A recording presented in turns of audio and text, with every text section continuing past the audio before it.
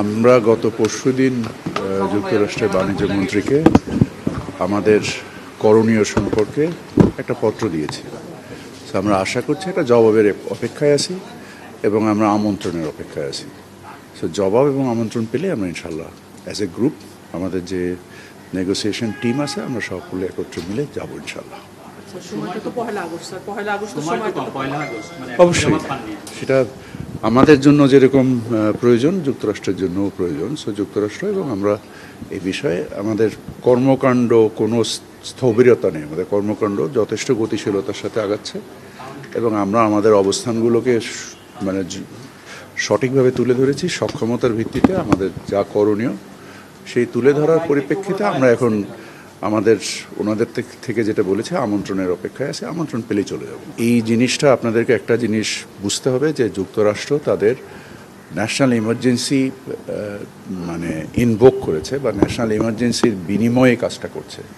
এখানে যে মানে কাঠামোর উপরে ঘটনাটা ঘটছে, এই কাঠামোতে লবিস্টদের করার কোনো কিছু আছে কিনা আমি ঠিক জানি না, কারণ আমাদের বিভিন্ন বিষয়ে পরিবর্তন আনতে হবে। এই পরিবর্তনগুলো বাংলাদেশ ছাড়া অন্য কেউ বুঝতে পারবে না। এই পরিবর্তনগুলো আন্তঃমন্ত্রণালয় সংশ্লিষ্ট অনেক ধরনের মানে আইনি প্রক্রিয়া আছে, যেই আইনি প্রক্রিয়াগুলো একজন লবিস্টের পক্ষে বোঝা সম্ভব না বলে আমার ধারণা। এবং আমরা আন্তঃমন্ত্রণালয় সরকারের প্রায় সকল মন্ত্রণালয় একসাথে কাজ করেছি।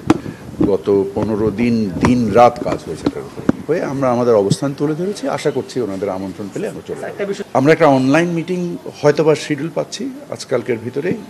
অনলাইন মিটিংটা করার পরে আমাদের মানে আমাদের গতিশীলভাবে এই জিনিসটা আগাচ্ছে বলেই তারা অলরেডি একটা অনলাইন মিটিং আমাদেরকে দিয়েছে চিঠির উপরে ভিত্তি করে, এবং এই অনলাইন মিটিংয়ের পরিপ্রেক্ষিতে আমরা আমাদের পরবর্তী কর্মকাণ্ড নিশ্চিত।